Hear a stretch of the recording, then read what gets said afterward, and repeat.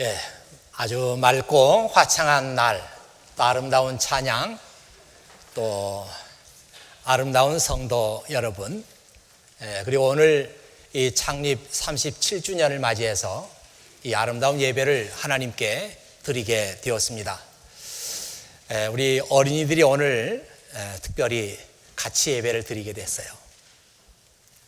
우리 헬렌 전도사님과 우리 교사들 수고 참 많으시고요. 우리 전도사님은 벌써 거의 한 15년? 12년? 몇 년이에요? 10년? 10년 넘을 것 같아요. 한 10여 년 동안 우리 어린이들에게 좋은 설교 말씀 들려주시고 아이들을 신앙으로 잘 양육하고 계세요. 여러분의 자녀들이 이렇게 좋은 말씀 듣고 또 좋은 우리 교사들과 우리 전도사님 밑에서 아이들이 자라고 있다. 얼마나 참 감사한지 모릅니다. 우리 교사들과 우리 전도사님 위해서 우리 감사의 박수 한번 드리겠습니다.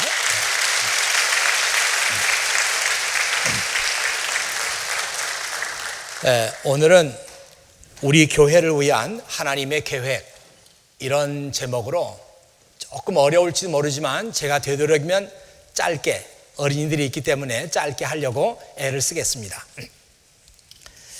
우리 교회는 1978년에 그 몇 사람들의 그 유학생들에 의해서 이 교회가 시작이 됐어요. 이분들이 교회를 시작하면서 가지고 있던 생각은 탈권위주의였습니다. 이 교회 안에 있는 이 권위주의를 배격하고 정말 평신도들이 자유롭게 신앙생활할 수 있는 그런 교회를 하면 좋겠다. 그래서 11 가든 스트리트에 있는 퍼스트 처치를 빌어서 거기서 예배를 시작했습니다. 지금 화면에 퍼스트 처치가 나가고 있는데요. 아마 여러분들이 하버드 스퀘어 근방에서 가신 분들은 11 가든 스트리트, 거기에서 이 교회를 발견할 수 있을 것입니다. 아주 아름다운, 그 내부도 한번 볼까요? 아주 아름다운 그런 교회입니다. 이 교회 목사님이었던 알렌 해피 목사님은 처음에 어렵게 시작한 이 한인교회들을 많이 도와줬어요. 렌트비도 받지 않고 오히려 재정적으로도 많은 서포트를 한 것으로 알고 있습니다. 우리 교회는 37년 전에 이렇게 시작했고 오늘에 이르게 되었습니다. 어느 교회나 그렇듯이 37년을 지나오면서 우리 교회도 많은 역사가 있고 또 많은 일들을 겪었습니다. 하지만 그 어려운 고비를 잘 극복해 왔습니다. 유철옥 목사님, 김수한 목사님, 이상호 목사님, 김영일 목사님, 김홍기 목사님, 그리고 제가 1988년에 담임 목사로 섬기게 되었습니다. 제가 부임하기 전에 10년 동안 5분의 목사님들이 계셨어요. 평균 2년 동안 계시고 또 떠나시고 다른 목사님이 오시고 그랬는데 아마도 교회가 재정적으로 많이 어려웠던 그런 시기가 아닌가 이렇게 생각합니다. 그동안 수많은 유학생들과 교인들이 우리 교회를 거쳐갔습니다. 한국의 유명한 대학교에 우리 교회 출신 교수들이 많이 들어가 있습니다. 그리고 최근에는 또 미국에 있는 이 대학교에도 많은 사람들이 들어가서 교수로 일하고 있습니다. 이 37년을 지내오면서 그동안의 세상이 많이 바뀌었고 교인들도 많이 바뀌었습니다. 교회 전문가들은 교회의 미래에 대해서 어두운 전망을 내놓고 있습니다. 교회 전문가들은 이구동성으로 말하기를 앞으로 10년 안에 교인들의 수가 급감하게 된다. 그런 전망을 내놓습니다. 이 교인들의 수가 줄어든다고 하는 것은 지금까지 해왔던 이 기존의 교회에 대한 패러다임, 그동안 1000년, 2000년을 지나면서 가져왔던 이 교회에 대한 기존의 패러다임이 완전히 바뀌는 것을 의미합니다. 그동안 교회들은 성장 일변도의 목표를 세워왔는데 이제는 교회마다 교인 수가 급감함으로 말미암아 그런 목표들이 아무런 의미가 없게 된 것입니다. 이 미국과 유럽에서는 보다 일찍 교회에 대한 그 대안들이 생겨났다 이렇게 봅니다마는 우리 한국에서도 10월 9일 그러니까 어제 그저께가 되겠네요. 작은 교회 박람회가 열렸다고 합니다. 이 작은 교회 박람회를 열면서 이런 슬로건을 걸었어요. 해방 70년 생명과 평화를 일구는 작은 교회 운동. 이런 그 슬로건을 걸고 탈성장, 탈성직, 탈성별. 이 탈성장이라고 하는 것은 지금까지 교회 성장을 위해서 교회가 목표를 두고 해왔는데 이제는 그런 목표에서 벗어나야 된다. 이게 탈성장이죠. 탈성직, 이 교회 안에 성직자와 평신도 간의 구별, 이런 것들을 완전히 무너뜨려야 된다. 그런 주장이죠. 탈성별, 이 교회 안에서도 남자와 여자의 구별이 있는데 이런 구별이 이제는 무의미하다. 그래서 탈성장, 탈성직, 탈성별, 이런 것들을 추구하는 작은 교회들이 모였는데 성황을 이루었다고 합니다. 정말 이런 그 교회 움직임들이 앞으로 교인 수가 급감하면서 이 교회에 대한 대안이 될는지 아니면 또 다른 형태의 대안들이 생겨나는지 지금으로서는 확답을 할 수가 없습니다. 이런 생각을 하면서 저는 이 교회에 대한 생각을 더 많이 하게 됩니다. 몇 년 전부터 저는 에베소서 3장 오늘 읽은 말씀을 깊이 묵상하기 시작했고 이 말씀을 가지고 여러 차례 설교 말씀을 드렸습니다.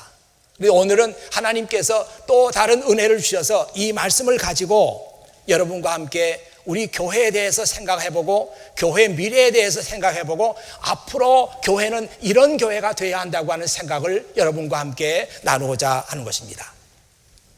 제일 먼저 생각하는 것은 교회 사역자들에 대한 문제입니다. 바울은 자기 자신에 대해서 뭐라고 얘기를 하는가 하면 나는 지극히 보잘것없는 사람인데 하나님의 크신 능력과 특별한 은혜로 하나님의 일꾼이 되었습니다. 우리말 성경에는 그 충분하게 표현 안 된 그 뜻이 들어있어요.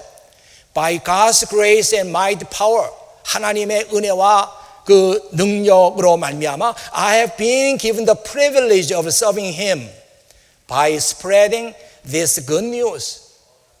하나님의 은혜와 능력으로 말미암아 나는 복음을 전파함으로 주님을 섬길 수 있는 프리빌리지를 받았습니다. Though I am the least deserving of all God's people, 나는 많은 그 하나님의 백성들 중에서도 가장 자격이 없는 사람임에도 불구하고 He graciously gave me the privilege of telling the Gentiles about the endless treasures available to them in Christ. 그럼에도 불구하고 주님께서 나에게 이방인들에게 정말 말로 다 할 수 없는 예수 그리스도 안에 있는 트레저에 대해서 말할 수 있는 그런 프리빌리지를 내가 받았습니다. 그렇게 말하고 있습니다.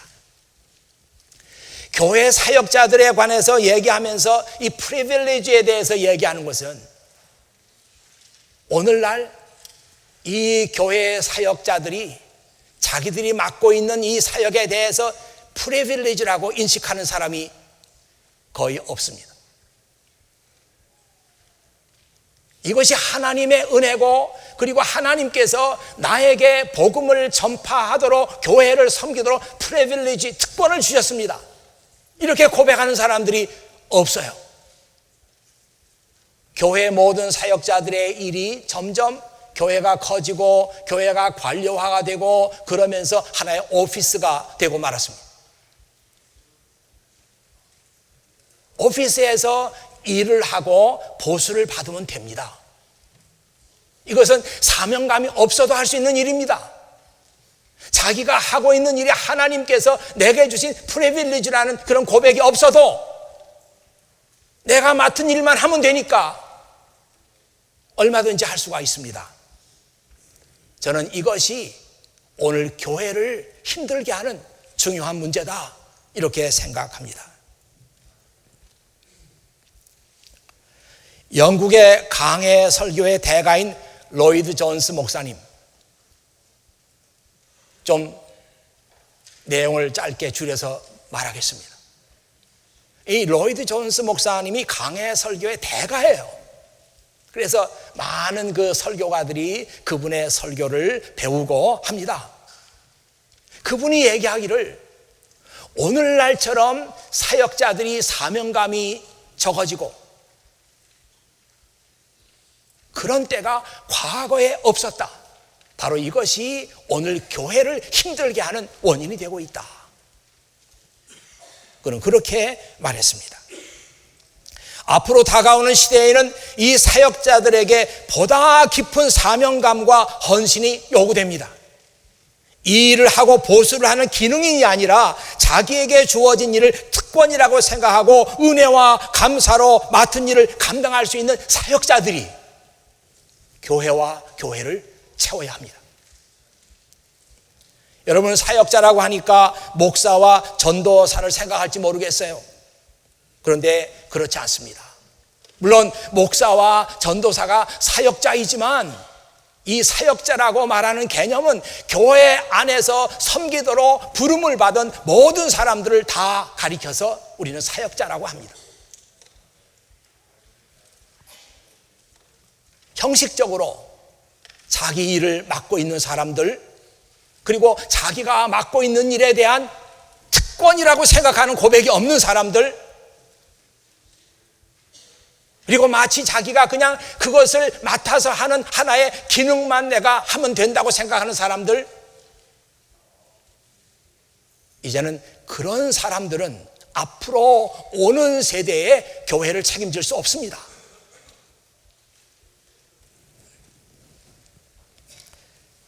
자, 두 번째로는 앞으로의 교회는 열린 교회가 되어야 합니다. 제가 이 설교문을 다 나눠드렸으니까요, 열린 교회에 대한 얘기는 그냥 뛰어넘겠습니다. 세 번째로, 앞으로의 교회는 교회의 정체성에 대해서 더 깊은 연구와 그리고 정체성에 대한 발견이 있어야 합니다.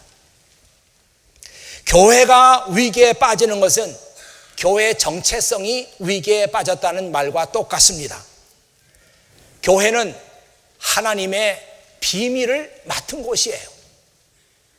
이 비밀이라고 하는 얘기가 영어 성경에는 미스터리라고 나와 있습니다. God's mystery. 이 교회는 하나님의 미스터리를 맡아가지고 있는 곳이에요. 원래 이 미스터리라고 하는 말은 아무 데나 쓰는 말은 아니고요. 원래 이 바울 시대에 미스터리라는 말을 썼을 때는 주로 미르이 종교라는 게 있어요. 미스터리 릴리전이라는 게 있습니다. 미르이 종교. 이 미르이 종교라고 하는 것은 아주 은밀하게 모이는 사람들이에요.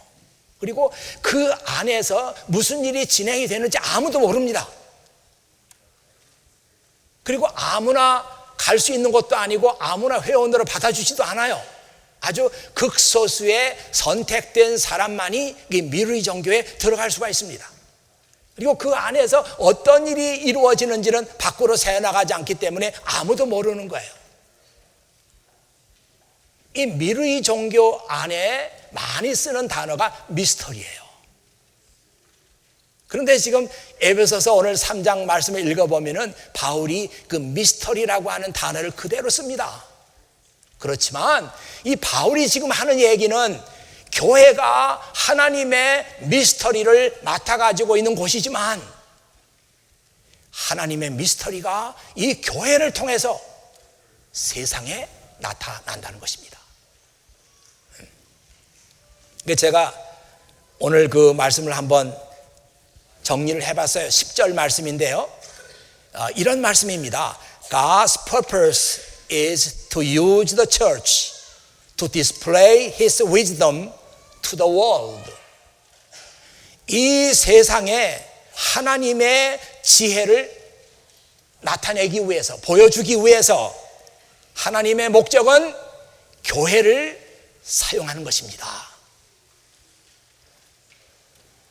God's purpose is to use the church to display His wisdom to the world. 하나님의 목적은 이 세상에 하나님의 지혜를 디스플레이하기 위해서 교회를 사용하는 것입니다. 교회는요, 그런 곳이에요. 하나님의 비밀을 맡아가지고 그 하나님의 비밀을 세상에 드러내는 이것이 교회다. 오늘 말씀에도 그렇게 나와 있죠. 저는 이런 점에 있어서 교회가 다른 세상의 어떤 기관, 어떤 인스티튜트 이런 것하고 다른 점이 바로 이것이다 생각해요. 교회의 정체성을 이해하는데 가장 중요한 개념이 아닌가 싶어요. 교회는 하나님의 비밀을 맡아가지고 그리고 이 세상에 그 비밀을 드러내는 그런 곳이 바로 교회다.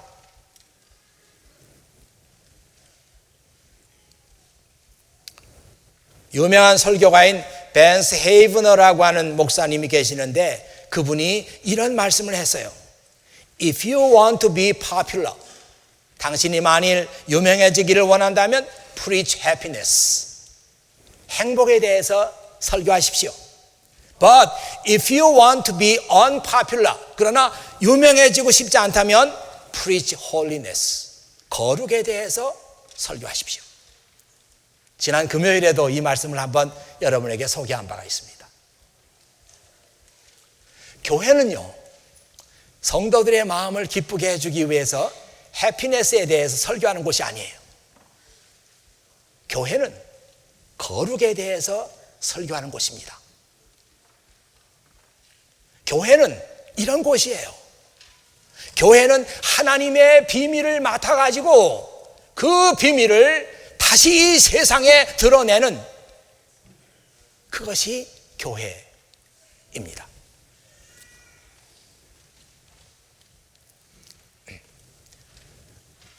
제가 설교 시작하면서 10월 9일 날 한국에서 작은 교회 박람회가 열렸다 그랬는데 그 중에 한 교회를 소개한다면 동력교회라는 그 대안교회가 있었어요.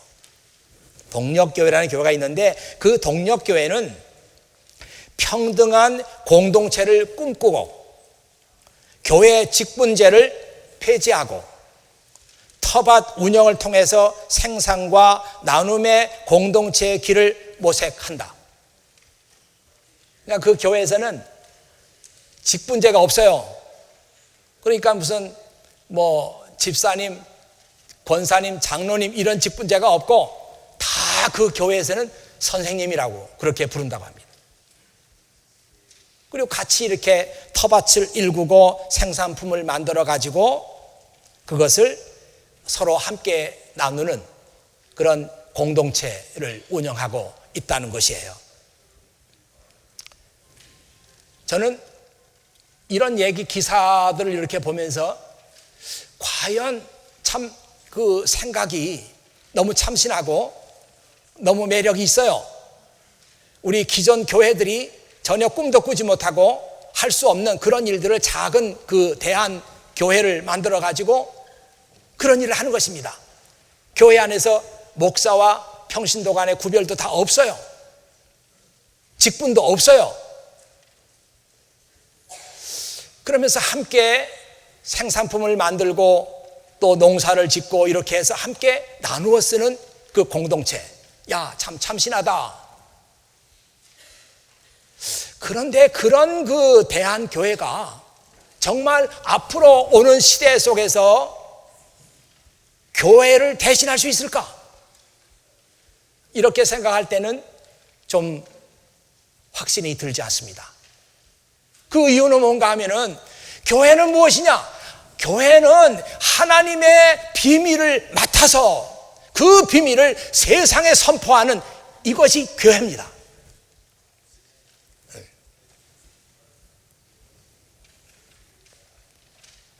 문제는 교회가 하나님의 미스터리를 어떻게 듣고 어떻게 해석하고 그것을 어떻게 선포하느냐에 달려 있는 것이죠. 여러분, 요한계시록을 읽어보면은 그 처음에 몇 장을 읽어내가면서 거의 찬송가 후렴이 있잖아요. 찬송가 후렴처럼 반복되는 말씀이 있는데 무슨 얘기인가 하면은 귀 있는 자는 성령께서 교회에게 하시는 말씀을 들으라. 귀 있는 자는 성령께서 교회에게 하시는 말씀을 들으라. 이 말씀이 똑같이 7번이 나와요. 왜냐하면 이 요한계시록이라고 하는 책이 아시아, 지금의 터키 지방입니다. 거기에 있던 7 교회에게 편지를 쓴 거잖아요. 이 편지를 다 마치면서 뭐라고 그러는가 하면 귀 있는 자는 성령께서 교회들에게 하시는 말씀을 들으라. 그런 얘기가 반복해서 나와요. 여러분 한번 지금 지도 한번 볼까요? 네. 이 소아시아 터키에 있는 7 교회입니다. 이 7 교회에게 편지를 써가지고 돌려가면서 읽도록 한 것이 요한계시록이에요. 그런데 그 한 교회 한 교회에 대해서 말씀을 쭉 하고 난 다음에 마지막에 꼭 뭐라 그러는가 하면 귀 있는 자는 성령께서 교회에게 하시는 말씀을 들으라. 그렇게 나오는 거예요. 아쉽게도 이 7 교회는 지금 지구상에 존재하지 않습니다. 아니, 왜 성경에도 그렇게 나와 있던 그 교회가 왜 없어졌는가? 저는 그렇게 생각해요. 이 교회들이 자기 교회들에게 주시는 성령의 음성을 듣지 않았어요. 귀 있는 자는 성령께서 교회에게 주시는 말씀을 들으라 했는데 이 교회들은 그 말씀을 듣지 않았어요. 그런 교회들은 존재의 이유가 없는 것입니다. 그래서 이 지구상에서 완전히 없어지고 말았어요. 지금 이 소아시아 지방 터키의 성지순례 가면 이 교회들 없습니다. 없는데 그냥 뭐 에베소 교회 그러면은 에베소 교회 왼쪽 밑에 있잖아요. 에베소 교회 그러면은 그 에베소 교회가 있는 게 아니에요. 거기 찾아가는데 에베소에서 무슨 그냥 건물 하나 발견한 거 그걸 놓고 그냥 에베소 교회를 방문했다고 그러는 거예요. 교회는 없어요.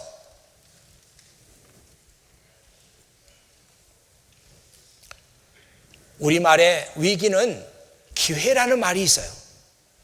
저는 이 교회의 위기는 우리가 잘못해서 우리가 자초한 그런 면이 많이 있지만 어떻게 보면은 하나님께서 이 위기를 주시지 않았는가 그런 생각이 듭니다. 왜냐하면 하나님께서 이 위기를 통해 가지고 교회들에게 주시는 하나님의 말씀을 듣는 교회와 그리고 듣지 않는 교회를 지금 하나님께서 구별하고 계시지 않는가 그런 생각이 들기 때문입니다. 그렇다면 우리 교회는 어떻게 해야 할 것인가?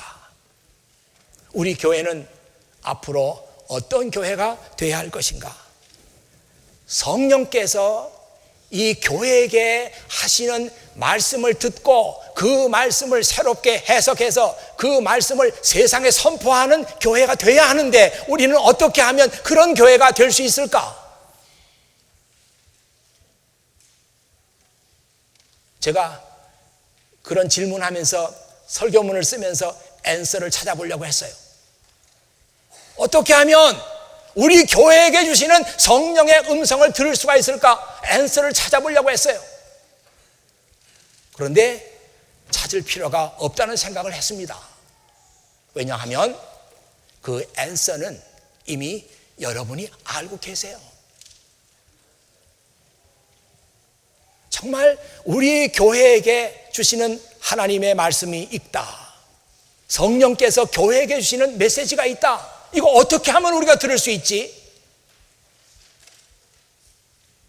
그 앤서는 우리가 다 알고 있습니다.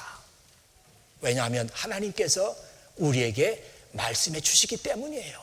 아마 여러분 마음속에 이렇게 하면 이렇게 하면은 우리가 성령께서 우리 교회에게 주시는 말씀을 들을 수 있겠다. 앤서는 여러분이 알고 계십니다.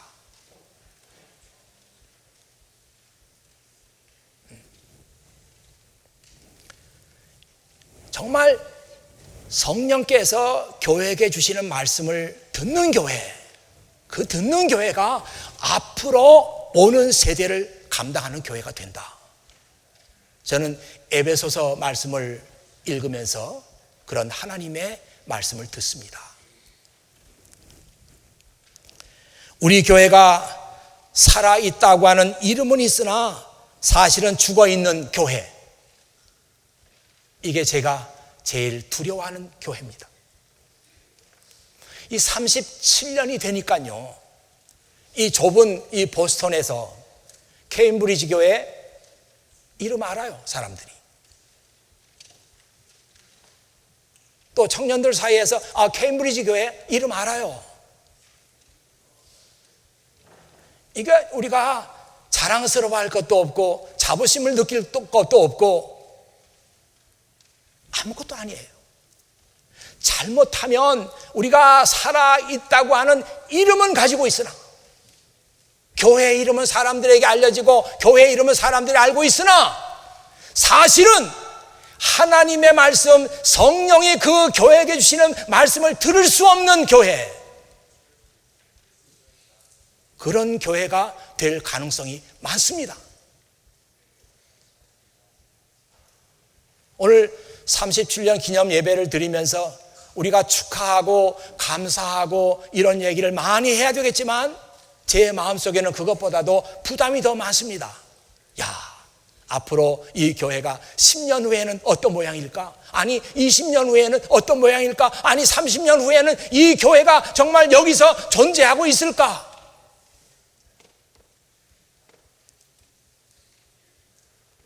이 교회를 섬기는 교역자들이, 또 이 교회를 섬기는 여러 장로님들, 권사님들, 집사님들, 이 교회에서 책임을 맡아가지고 있는 모든 사람들이